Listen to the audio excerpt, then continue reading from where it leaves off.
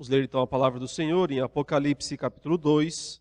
Nós vamos ler todo esse capítulo à medida que nós estivermos meditando nele. Inicialmente apenas faremos a leitura até o versículo 7. Ao anjo da igreja em Éfeso escreve: Isto diz aquele que tem na sua destra as 7 estrelas, que anda no meio dos 7 candeeiros de ouro. Conheço as tuas obras, e o teu trabalho, e a tua perseverança, sei que não podes suportar os maus, e que puseste à prova os que se dizem apóstolos e não o são, e os achaste mentirosos, e tens perseverança e por amor do meu nome sofreste, e não desfaleceste. Tenho, porém, contra ti que deixaste o teu primeiro amor. Lembra-te, pois, donde caíste, e arrepende-te, e pratica as primeiras obras, e se não, brevemente virei a ti, e removerei do seu lugar o teu candeeiro, se não te arrependeres. Tens, porém, isto, que aborreces as obras dos nicolaítas, as quais eu também aborreço. Quem tem ouvidos, ouça o que o Espírito diz às igrejas. Ao que vencer, dar-lhe-ei a comer da árvore da vida, que está no paraíso de Deus. Assim nós temos o início desta passagem, deste capítulo, onde estão as cartas às 7 igrejas, sendo as 4 primeiras aqui no capítulo 2 e depois as 3 últimas no capítulo 3. Nós vamos meditar agora nessas 4 primeiras cartas que estão aqui justamente no capítulo 2. É importante nós lembrarmos que João recebeu a incumbência diretamente de Jesus para escrever essas cartas, essas pequenas cartas, individualmente às 7 igrejas. O Apocalipse como um todo era para ser lido pelas 7 igrejas. Era um livro que seria enviado, que foi enviado para essas igrejas lá na Ásia Menor, naquela região onde hoje é a Turquia. Cada uma dessas igrejas leria o livro inteiro, mas também receberia um pequeno recado dentro deste livro, um recado individual, marcando a situação pessoal, localizada, de cada uma daquelas 7 igrejas. A primeira carta é direcionada à igreja de Éfeso.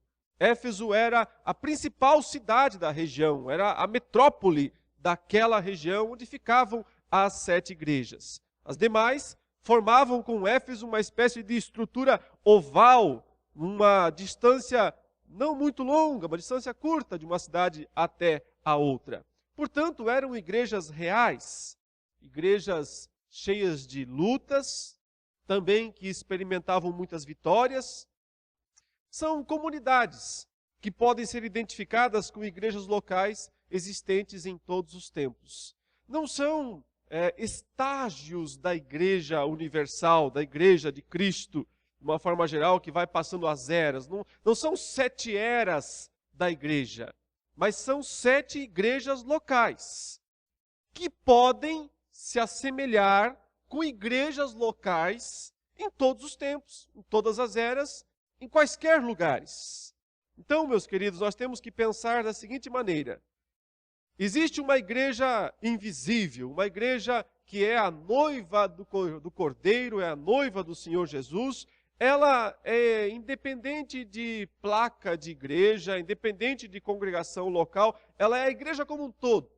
Tanto dos que já estão, inclusive, lá no céu, que são a igreja dos que já estão vitoriosos, a igreja triunfante no céu, como também a igreja dos que estão na terra ainda, os verdadeiros crentes, independente de denominação a que pertençam.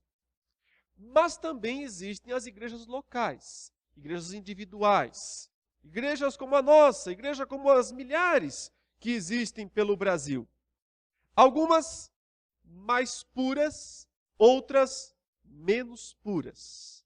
É isso que nós encontramos nas 7 igrejas da Ásia, as 7 igrejas do Apocalipse. Algumas dessas igrejas são muito elogiadas por Jesus. E outras são muito criticadas. Mas todas elas são igrejas verdadeiras. Não são igrejas falsas, são igrejas verdadeiras. Então, mesmo as igrejas verdadeiras, algumas agradam mais ao Senhor, porque vivem mais de acordo com a vontade dele, e outras agradam menos ao Senhor, porque vivem menos de acordo com a vontade dele. Por isso, essas 7 cartas são instrutivas para todas as igrejas. Porque, vez ou outra, uma igreja vai se identificar mais, estou falando de uma comunidade local, uma igreja local, vai se identificar mais com essa ou com aquela igreja, com Éfeso, com Esmirna, com Pérgamo ou com Tiatira, com Filadélfia ou com Laodiceia, dependendo da situação local. Ao estudar, portanto, essas cartas, nós aprendemos o que é que Cristo espera da sua igreja local e quais são os erros que devem ser evitados. De uma forma geral, nós percebemos que as 7 igrejas enfrentavam 2 tipos de problemas. Um desses problemas era externo e o outro era interno. Externamente, havia a perseguição do Império Romano. A perseguição dos judeus, que muitas vezes, naqueles dias, os judeus eles eram uma espécie de delatores do cristianismo. Os judeus haviam adquirido o direito de ser uma religião tolerada pelo Império Romano. O Império Romano tolerava o judaísmo, considerava uma religião aceitável, deixava os judeus exercerem suas funções religiosas sem grandes perseguições, exceto um outro imperador que de vez em quando, então também se voltava contra os judeus. Mas nesse período aí, por volta do tempo, lá desde a ressurreição de Jesus até lá no tempo do Apocalipse, os judeus tiveram relativa tranquilidade, eles eram aceitos pelo Império Romano de uma forma geral. Porém, o cristianismo era diferente do judaísmo, porque o cristianismo falava muito da pessoa de Jesus como o rei, o único rei. Então os judeus denunciavam os cristãos ao império dizendo, eles não adoram a César, eles não respeitam a César, eles não honram a César, eles têm outro rei, que é esse tal de Jesus. Consequentemente, havia então a perseguição ao cristianismo.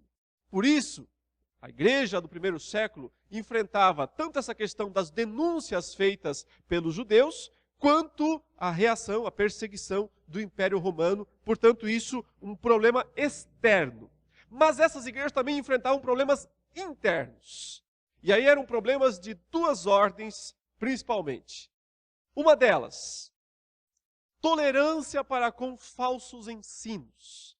Era um dos problemas internos que essas 7 igrejas, ou algumas dessas 7 igrejas, enfrentavam. Uma tolerância para com falsos apóstolos, ensinos que não eram considerados, que não eram bíblicos de verdade. Então, muitas pessoas pensavam, não precisamos ficar muito preocupados com doutrina, com ensinamento. O que importa é a fé, o que importa é o amor, o que importa são os milagres, são os sinais, acontecer, ver as coisas. Eles viviam desta maneira, sem grande preocupação com pureza doutrinária. Era um dos problemas internos dessas 7 igrejas. E o outro era mais ou menos o oposto disso. Uma preocupação muito grande com pureza doutrinária, com ortodoxia, com viver a fé verdadeira, mas uma falta de amor, uma falta de zelo evangelístico, uma despreocupação com as coisas de Deus, de uma forma geral. Uma obediência nominal ao evangelho.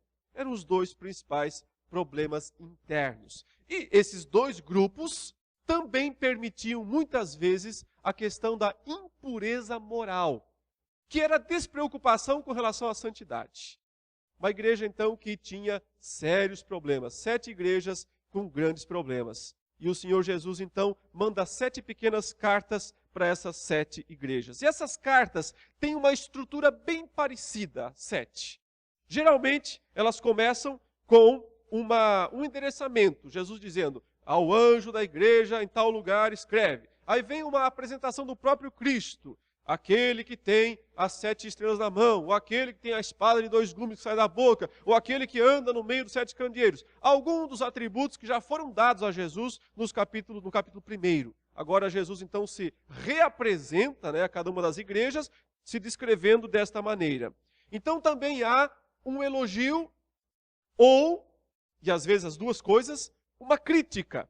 E algumas igrejas, 2 só recebem elogios. Outras 2 só recebem críticas. E as outras, uma só recebe crítica e as outras mesclam um pouco aí de elogio e crítica, como nós vamos poder observar quando nós lermos individualmente as passagens. Finalmente, as cartas terminam ou com um chamado ao arrependimento, e se não houver o arrependimento, então vem uma ameaça de disciplina, ou então uma promessa de recompensa para aquelas igrejas que se mantiverem ou se tornarem fiéis ao Senhor Jesus. E algumas das cartas terminam com uma expressão tipo assim, quem tem ouvidos ouça aquilo que o Espírito diz às igrejas.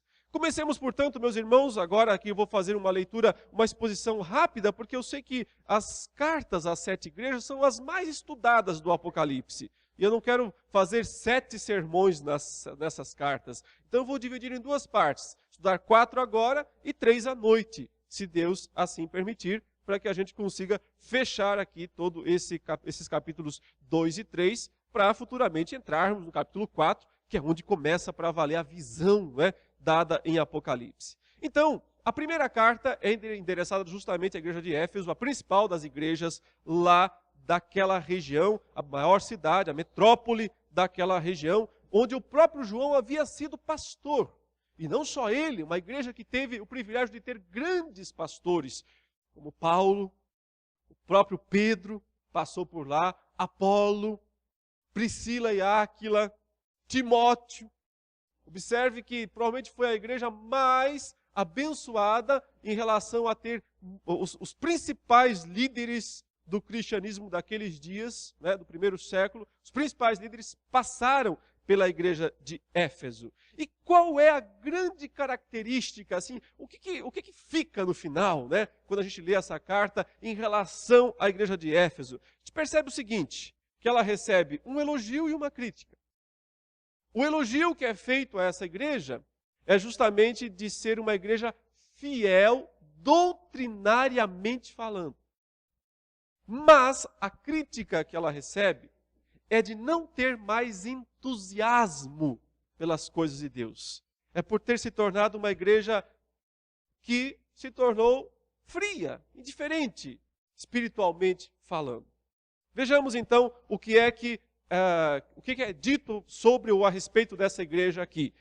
Ao anjo da igreja em Éfeso escreve, então o Senhor se apresenta nestas coisas, diz aquele que conserva na mão direita as 7 estrelas e que anda no meio dos 7 candeeiros de ouro. Cristo se apresenta com essas 2 características, ele tem na sua mão direita as 7 estrelas e ele anda no meio dos 7 candeeiros. Lembrando que isso é uma figura, né, da própria igreja. Então a ideia aqui é o Cristo que tem a igreja sob controle, porque ele a tem nas suas mãos, e ao mesmo tempo o Cristo presente, aquele que está dentro da igreja, aquele que anda pelo meio dos 7 candeeiros das 7 igrejas. O Cristo que conhece, o Cristo que controla, é aquele que diz o quê?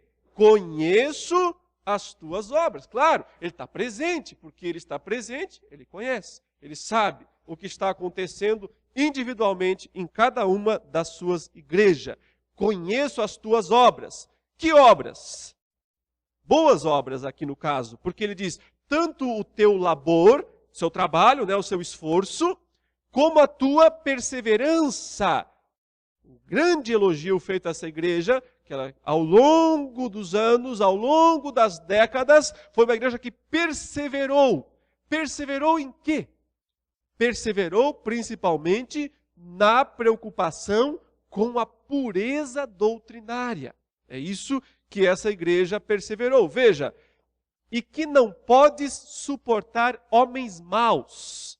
Quer dizer, você não tolera homens maus no meio de você. É isso que Jesus está dizendo. E eu gosto disso, ele está falando, eu gosto disso.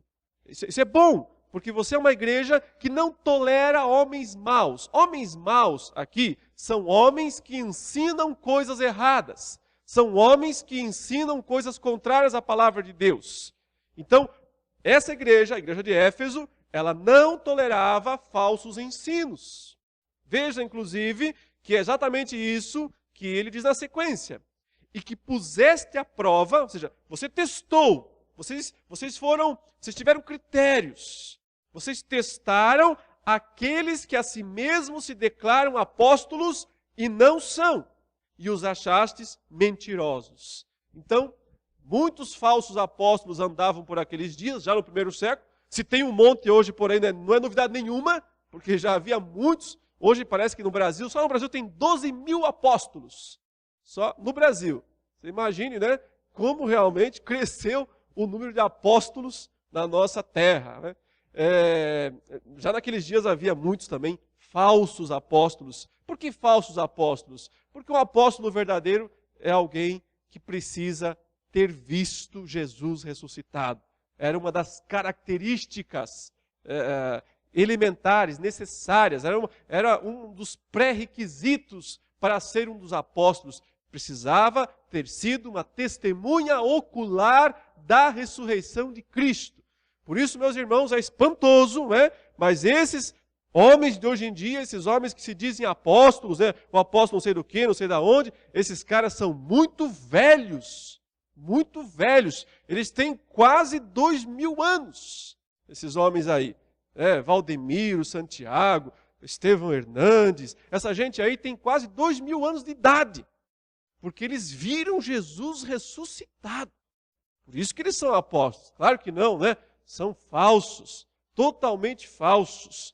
E aqui está um simples critério para ver que eles são falsos. Né? Eles não viram a Jesus ressuscitado. Eles não estavam lá quando Jesus ressuscitou. Só quem estava lá, só quem viu, podia ser um dos apóstolos. Como Paulo, que mesmo não tendo sido um apóstolo original de Jesus, mas viu Jesus ressuscitado. Ele apareceu para ele e o comissionou para ser um apóstolo. Então, a igreja de Éfeso era uma igreja criteriosa, ela tinha critérios. Ela testava os pregadores. E ela viu que muitos daqueles pregadores eram falsos e por isso ela repudiou. Né?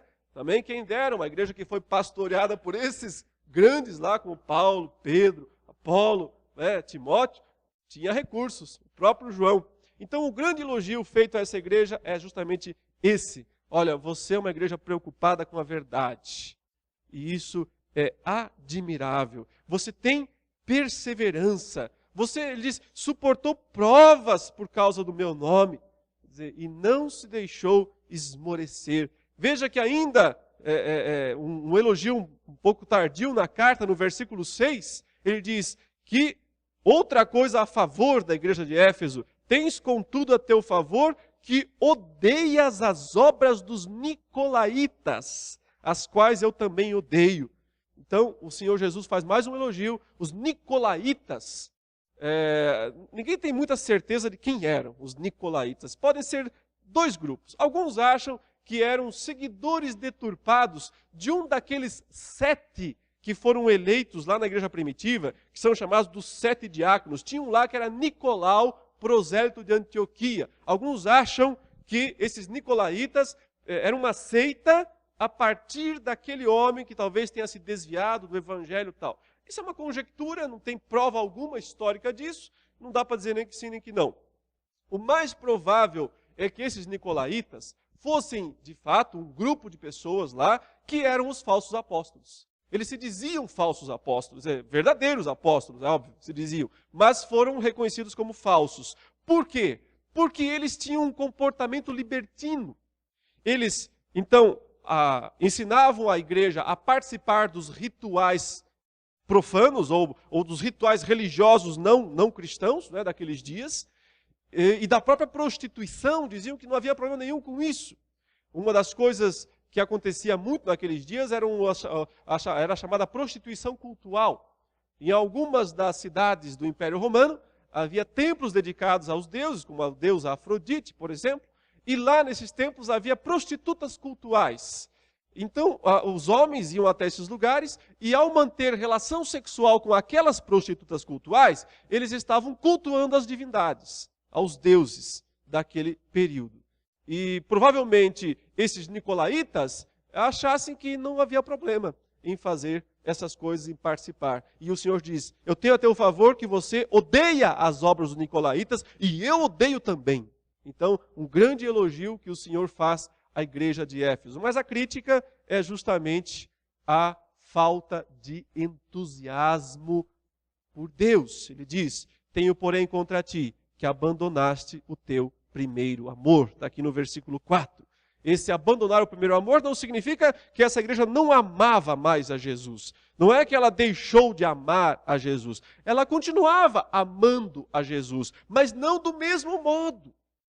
Então a ideia de primeiro aqui dá a ideia de um amor forte, um amor pujante, um amor com grande dedicação. Então é a ideia de falta de entusiasmo. Então veja que interessante, né? Uma igreja que continua fiel, doutrinariamente falando, não aceita falsos ensinos, não aceita falsos apóstolos, porém vive a sua fé numa rotina, numa quase que despreocupação, numa vida sem fervor, sem realmente desejo de agradar, de estar na presença de Deus. Confia que a sua situação doutrinária é suficiente para agradar a Deus, e Deus diz que não é, e tanto diz que ele fala o seguinte: arrepende-te. Vê onde caíste. Olha, em algum momento você perdeu o seu entusiasmo pelas coisas de Deus. Então ele fala, agora você tem que se arrepender. Você tem que voltar à prática das primeiras obras. Senão, ele diz, venho a ti e moverei do seu lugar o teu candeeiro. Uma ameaça gravíssima. Porque o candeeiro é o símbolo da igreja, de aspergir a luz verdadeira. Então se ele diz, eu vou remover o candeeiro, dizendo, você vai deixar de ser igreja. Você não será mais uma igreja para mim. Você não vai cumprir mais a função que eu tenho reservada para você no mundo. Portanto, um chamado ao arrependimento. Se houver esse verdadeiro arrependimento, então vai haver também uma recompensa, que está no verso 7. Quem tem ouvidos, ouça o que o Espírito diz às igrejas, ao vencedor dar-lhe-ei que se alimente da árvore da vida, que se encontra no paraíso de Deus, uma promessa de vida eterna, de estar para sempre lá com Deus. Então vem a segunda carta à igreja de Esmirna. Ele diz, escreve, ao anjo da igreja em Esmirna, versículo 8, escreve, estas coisas diz, aí Cristo se apresenta como o primeiro e o último, que esteve morto e tornou a viver. Novamente a expressão, conheço. Conheço a tua tribulação, a tua pobreza, mas tu és rico. E a blasfêmia dos que a si mesmos se declaram judeus e não são, sendo antes sinagoga de Satanás. Não temas as coisas que tens de sofrer. Eis que o diabo está para lançar em prisão alguns dentre vós, para ser dispostos à prova, e tereis tribulação de 10 dias. Sê fiel até a morte, e dar-te-ei a coroa da vida. Quem tem ouvidos, ouça o que o Espírito diz às igrejas. O vencedor, de nenhum modo, sofrerá dano da segunda morte. Então, qual é o resumo dessa segunda igreja, a igreja de Esmirna? Percebe-se que é uma igreja que estava passando por grande tribulação, por grande sofrimento, por terríveis perseguições. Porém, era uma igreja fiel. Pobre, diz o texto, mas fiel. Essa igreja não recebe nenhuma crítica. Ela é considerada uma igreja fiel. Apesar da sua pobreza, apesar da sua luta, de estar sendo perseguida, de estar sofrendo muito diante de um mundo terrível. Mas ela é elogiada por permanecer fiel. Perseguida, porém fiel. O Senhor Jesus, aquele que é o primeiro e o último, aquele que morreu também, ou seja, que sofreu, ele se apresenta como o sofredor, se identificando com a sua igreja, como se dissesse, o que você sofre não é diferente do que eu sofri. A necessidade que você tem de enfrentar a própria morte não é diferente da necessidade que eu tive. Eu morri por você. Não é pedir demais que você também morra por mim. Mais ou menos essa é a ideia ao se apresentar. Ele diz, conheço a tua tribulação, a tua pobreza. Entre parênteses, mas tu és rico. Veja um paradoxo aqui. Pobre, porém rico. Pobre no sentido financeiro, material, no sentido de condições, no sentido de poderio. Pobre nesse sentido. Rico no sentido de fé, no sentido de fidelidade, de dedicação. Tanto no sentido doutrinário, porque ela não recebe crítica doutrinária, quanto no sentido moral. Porque ela também não é criticada em relação à sua prática moral.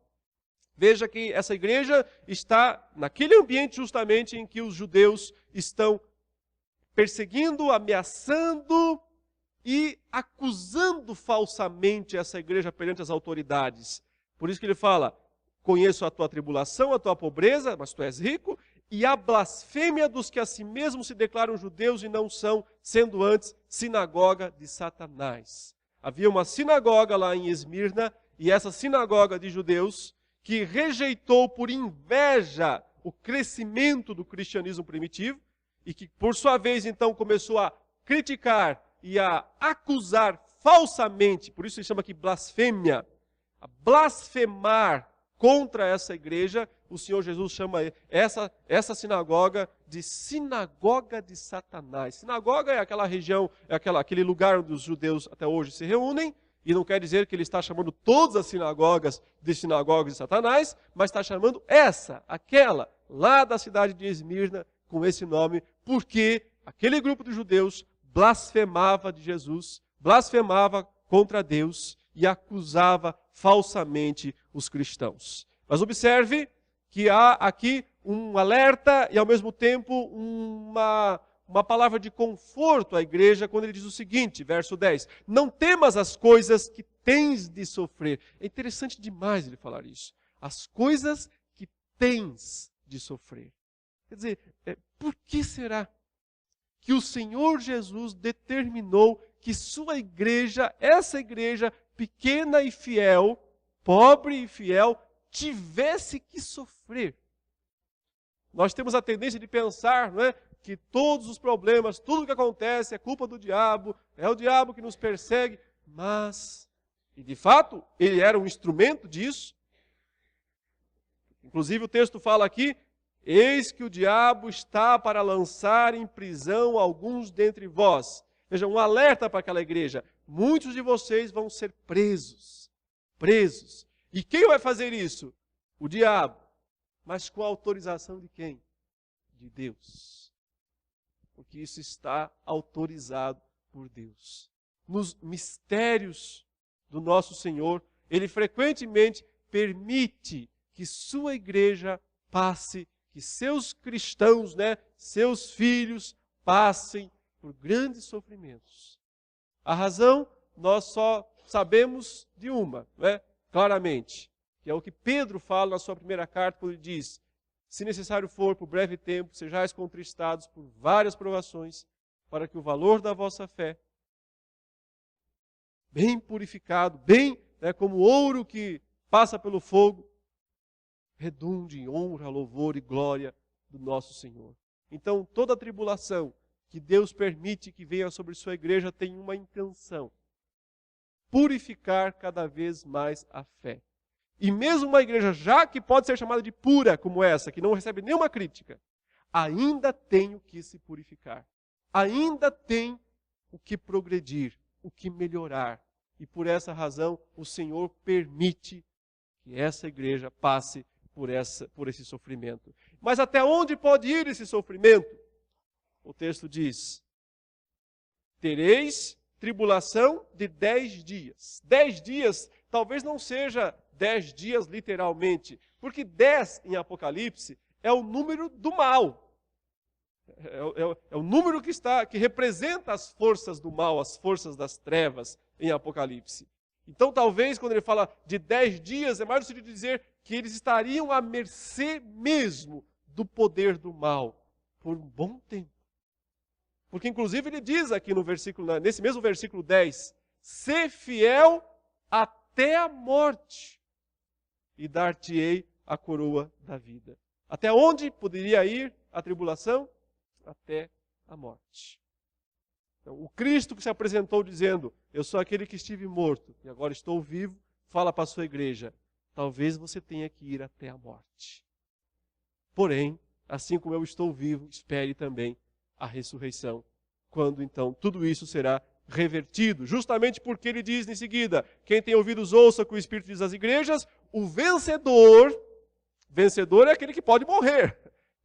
O vencedor, de modo nenhum, sofrerá dano da segunda morte. Quer dizer, você pode sofrer a primeira morte, a segunda não. A primeira é a morte física. A segunda é a eterna. É o lago que arde com fogo e enxofre, a saber, a segunda morte. Então, pode passar pela primeira, morrer fisicamente, ser morto pelas autoridades, mas não poderá, de jeito nenhum, sofrer dano da segunda, do lago de fogo, da condenação eterna. A próxima igreja é a igreja de Pérgamo, e ele diz: ao anjo da igreja em Pérgamo escreve: estas coisas diz aquele que tem a espada afiada de 2 gumes, ou seja, o Cristo que tem a palavra infalível, a palavra poderosa, não é? Ele diz o que mais? Conheço, mais uma vez, o lugar em que habitas, onde está o trono de Satanás.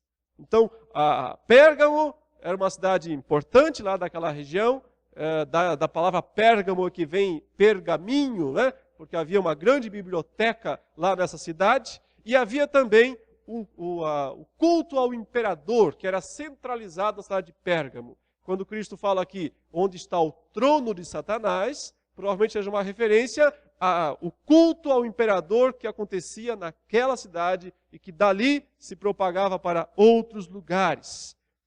As pessoas que não adorassem ao imperador naquela cidade podiam ser mortas, como provavelmente aconteceu com uma pessoa dessa igreja que está listada em seguida. Veja aí. Aí está o trono de Satanás, ele fala, e que conservas o meu nome, e não negaste a minha fé, ainda nos dias de Antipas. Aqui está um homem, um membro dessa igreja de Pérgamo, que ele chama de minha testemunha fiel, o qual foi morto entre vós, onde Satanás habita. Provavelmente, esse homem chamado Antipas era um crente, talvez um crente notório dessa igreja, talvez um crente conhecido publicamente, talvez alguém que tivesse até mesmo um cargo no Império Romano daqueles dias, mas ao se converter a Cristo, ao se tornar um discípulo, se recusou a participar da adoração ao imperador, se recusou a adorar o imperador, onde Satanás habita, o trono de Satanás, e consequentemente foi morto por causa disso. E o Senhor Jesus então elogia, esse é o grande elogio, e também é basicamente o único elogio que essa igreja recebe. De certa forma ela está vivendo do passado, está vivendo do que alguém do passado fez, mas os do presente não estão mais fazendo isso. Os do presente estão tolerando falsos ensinos e impureza doutrinária. Observe que o verso 14 destaca isso. Tenho, todavia, contra ti, ele diz, algumas coisas, não só uma, algumas coisas. Uma das igrejas mais criticadas é justamente a igreja de Pérgamo. Ele fala, pois que tens aí os que sustentam a doutrina de Balaão, o qual ensinava Balaque a armar ciladas diante dos filhos de Israel para comerem coisas sacrificadas aos ídolos e praticarem a prostituição. Mas, outros sim, também tu tens, os que da mesma forma sustentam a doutrina dos nicolaítas. Os nicolaítas que foram reprovados em Éfeso, foram aceitos em Pérgamo. Portanto, arrepende-te, e se não, venho a ti sem demora, e contra eles pelejarei com a espada da minha boca. Quem tem ouvidos, ouça o que o Espírito diz às igrejas. Ao vencedor dar-lhe do maná escondido, bem como lhe darei uma pedrinha branca, e sobre essa pedrinha escrito um nome novo, o qual ninguém conhece, exceto aquele que o recebe. Então observe que essa igreja aceitava os falsos apóstolos. Ela está mais ou menos em oposição à de Éfeso. É curioso demais, porque essa igreja tem um homem lá que morreu pela fé. Um homem que foi fiel até a morte. Mas, ao mesmo tempo que tem uma pessoa tão fiel na igreja, tem outros tão infiéis. Então, uma igreja misturada. Algumas pessoas muito fiéis e outras muito infiéis. As infiéis são aquelas que aceitam os falsos ensinos.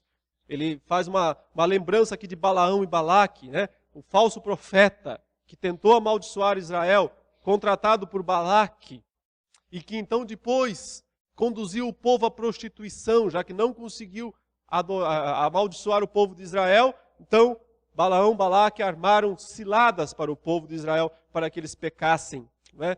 Prostituindo-se. Então, esses falsos apóstolos, aqui está provavelmente a marca principal deles. Eles não tinham preocupação com santidade.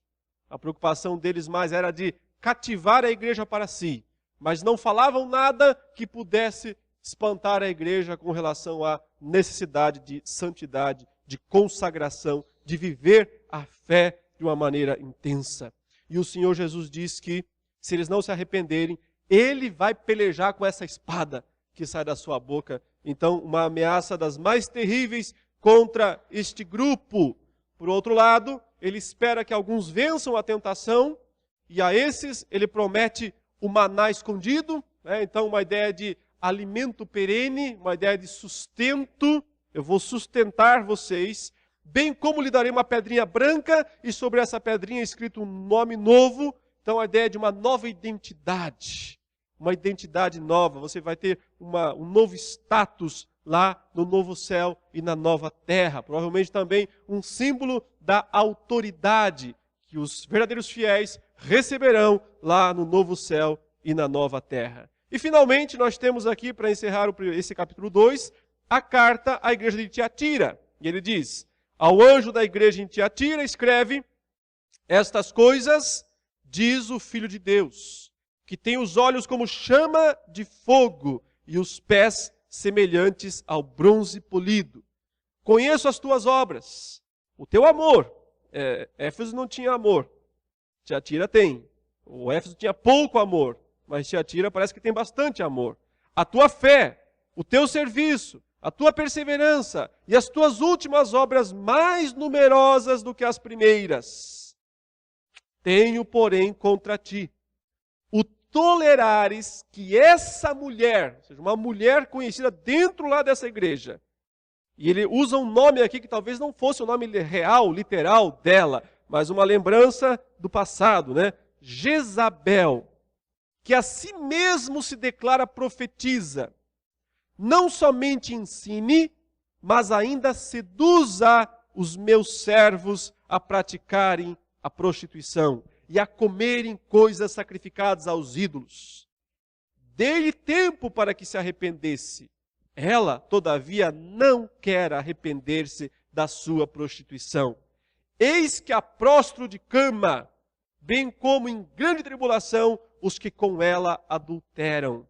Caso não se arrependam das obras que ela incita, matarei os seus filhos, e todas as igrejas conhecerão que eu sou aquele que sonda mentes e corações, e vos darei a cada um segundo as vossas obras. Digo, todavia, a vós outros, os demais de Tiatira, a tantos quantos não têm essa doutrina, e que não conheceram, como eles dizem, as coisas profundas de Satanás. Outra carga não jogarei sobre vós. Tão somente conservai o que tendes, até que eu venha. Ao vencedor, que guardar até o fim as minhas obras, eu lhe darei autoridade sobre as nações, e com cetro de ferro as regerá e as reduzirá a pedaços como se fossem objetos de barro. Assim como também eu recebi de meu Pai, dar-lhe-ei ainda a estrela da manhã. Quem tem ouvidos, ouça o que o Espírito diz às igrejas. Qual o resumo da igreja aqui de Tiatira? Podemos dizer que ela era uma igreja operosa, porém mística, num sentido de um misticismo pejorativo, e que abria a porta para impureza moral. Olha que interessante, só para a gente fazer um quadro aqui das 4 igrejas. Éfeso, doutrinariamente fiel, mas sem entusiasmo. Esmirna, perseguida, sofrida, porém fiel. Pérgamo, um grupo fiel, mas a maior parte envolvido com impureza doutrinária. Tiatira, operosa, trabalha muito, porém mística, cheia de misticismos, cheia de ensinos não bíblicos, tolerante com o pecado. Essa mulher chamada Jezabel, que é uma profetisa dentro dessa igreja, era uma profetisa dentro dessa igreja, ela dizia o seguinte, pelo que se dá para entender aqui a partir da carta: nós precisamos conhecer as coisas profundas de Satanás. Nós precisamos entender os mistérios do diabo para poder combatê-lo. É muito parecido com o que muitas igrejas praticam hoje em dia, né? Uma busca por conhecer esses mistérios, trazem lá os pais de santos, pai de santo, mãe de santo, que se converteram, para vir contar como é que era o diabo, o que o diabo fazia, o que o diabo fala, o que o diabo faz. Né? Como se isso fosse importante, né? Como se o pai da mentira tivesse alguma coisa para ensinar à igreja.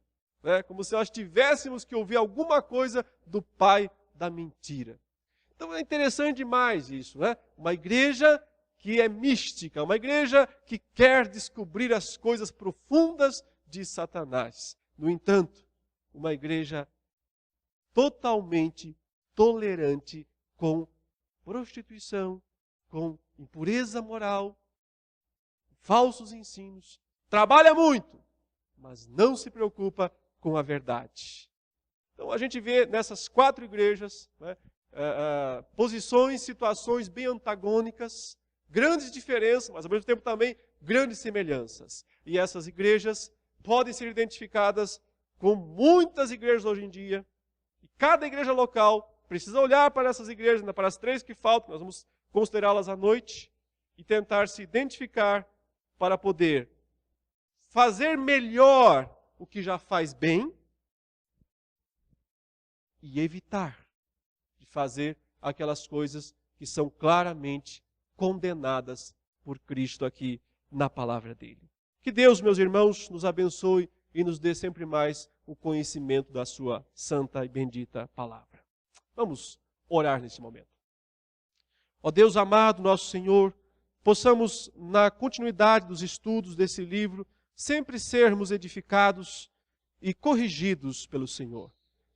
Não adianta, de forma alguma, nós nos sentirmos orgulhosos ou melhores do que quaisquer igrejas, porque nós sempre precisamos procurar ver as nossas falhas, os pontos que ainda precisamos corrigir, para que sejamos mais e mais uma igreja que honra, que adora, que glorifica somente ao Senhor. Abençoe o teu povo nesta manhã com mais uma porção da tua palavra na escola dominical, para que assim sejamos, ó Deus, fortalecidos com a tua graça. Nós oramos pedindo também perdão pelos nossos pecados, perdão como igreja pelas nossas falhas diante do Senhor.